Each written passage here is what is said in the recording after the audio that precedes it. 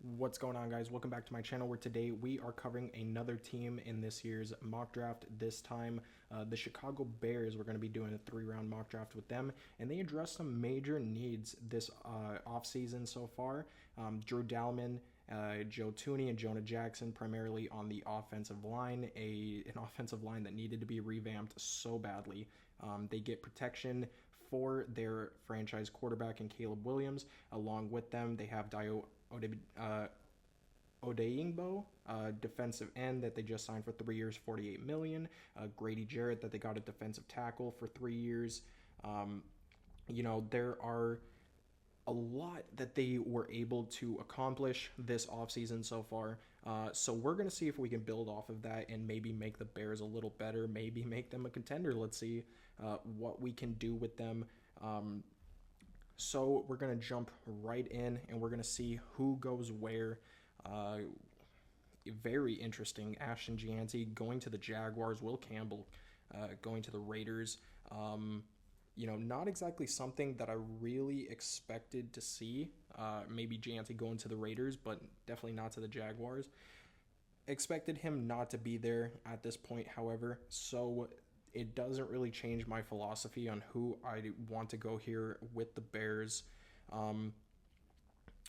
And it's kind of a toss-up between James Pierce Jr. and Mike Green.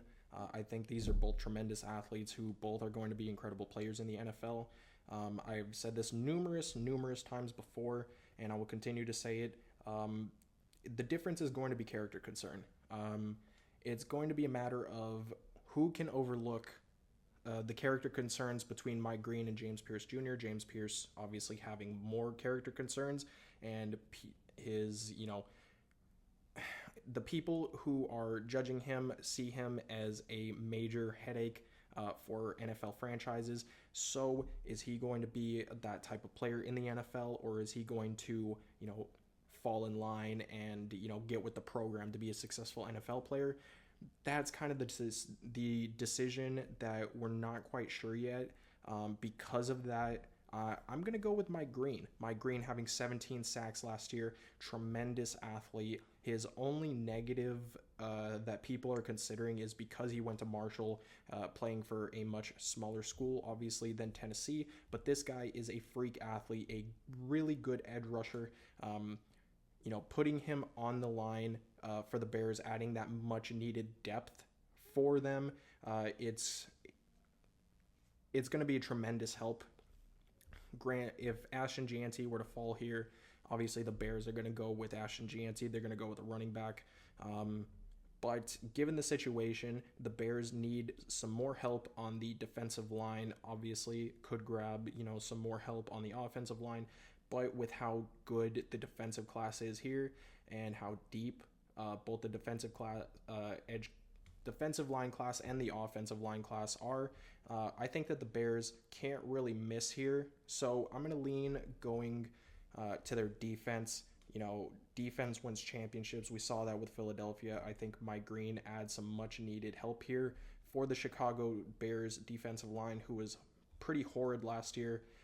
So we're going to continue to improve on what they've already been improving on. We're going to grab Mike Green and see who we can grab in the second round at picks 39 and 41. Pretty much back-to-back picks here. Chicago obviously getting pick 39 from Carolina and having their own pick at 41 here. So now we're looking at a couple of different things. I do think that this is a situation where the Bears are probably going to choose to grab a receiver with one of these next two picks.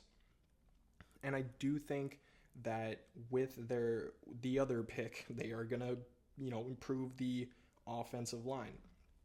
That being said, when you're looking at the guys that are available on the offensive line, obviously the best player available is Josh Conerly. He is a good tackle, was a good tackle for Oregon last year, 6'4", 315. He is very good with his movement for a guy that's his size.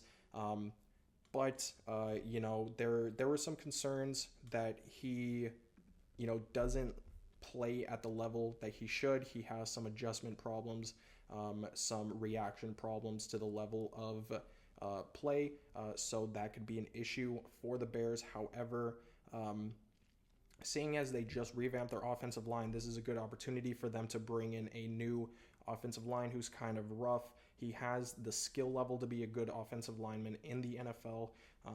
Give him a chance, let him learn from some of these other guys. You don't necessarily need him to start immediately. So you grab an offensive lineman, you know, and you just let him learn. I think Connerly here is a perfect fit for the Bears. It addresses a need where they need much more depth. They now have their starters set, but Connerly would add some much needed depth just in case somebody were to go down. This is a good opportunity for the Bears to do so. Connerly obviously going to get chosen here. Saints going with a wide receiver, and I believe the Bears are probably going to follow suit at pick 41. Alec Ayumanor, obviously a solid choice, 6'2", 210, a very good X-type player. However, when you see a guy like Jack Beck here, you don't really need Jack Beck to come in and make that instant impact the same way that you would want him to on another team such as maybe the Saints. They already have DJ Moore. They have he's slipping my mind right now, and I'm not sure why. They're Adunze. They have Adunze, so they're good as far as their top two receivers. You bring in a number 3 receiver to kind of take over Keenan Allen's place. He's a very old player. There's no guarantee that he is going to be back to the Bears. I don't know if he's going to continue to be productive either. So you bring in a guy here like Jack Beck, give him the opportunity to continue to grow as he has been doing at TCU. Let him learn under guys like DJ Moore and Keenan Allen if he's still there. Let him be, that third option, maybe that fourth option, becoming that third option. Grabbing a receiver with your second round pick, a very good player at that.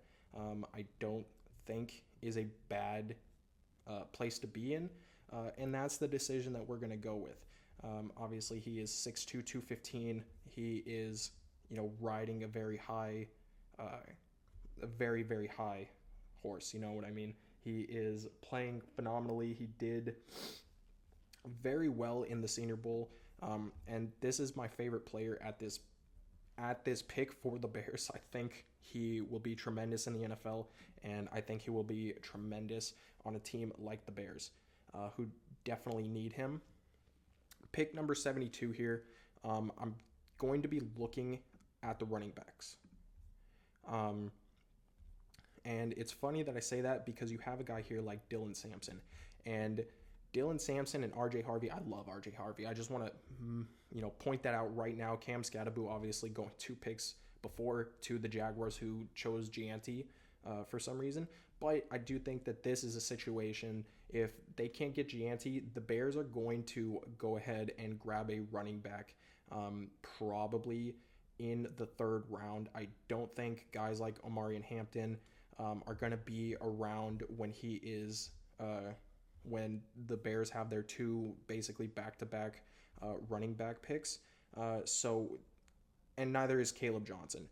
So that kind of leaves you in a situation where you're stuck with, the next level of running back. And I think the best of the bunch is obviously Dylan Sampson, having a tremendous year last year for Tennessee, almost 1,500 yards, 22 total touchdowns. He was absolutely phenomenal. Really, really picked it up from 2023. Maybe another year could have been a much higher rated player, but I think that the Bears are willing to take that risk here with a backfield that has DeAndre Swift and Roschon Johnson. You kind of want to add another dynamic into your backfield, and it's a much-needed position for the Bears. And Dylan Sampson, to me, is a perfect fit. Bring in that extra dynamic, bring in a very talented runner. Again, if Scadaboo is there, you're going to take him. But Dylan Sampson here being the obvious option, I don't see any other way to go about it. Bears going to go ahead. They're going to grab a running back here. Get Dylan Sampson, and we're going to see how we did. I think I really enjoyed this draft. I really think that, almost everything fell the way that you wanted it to. There were a couple of, crazy picks. Obviously, Ashton Chancey getting chosen soon, and then the Jaguars doubling down and choosing Scadabo. So there's a lot of different ways that it could go, but I think I did fairly well here. You address, pretty much everything that the Bears really need, and then you grab an extra receiver on top of it. Not that they're in dire need of, top level receivers, but this is, that's what happens to NFL teams in the draft. You can never hurt by having too many good receivers. Get Caleb Williams as many talented players around him as possible and see what the franchise quarterback can do. So for me, that's going to be it. If you guys like this video and you guys want to see more videos like it, I'm trying to get through every single NFL team from now until the draft. So make sure that you guys follow it for your favorite team. And I will catch you guys in the next one. Peace.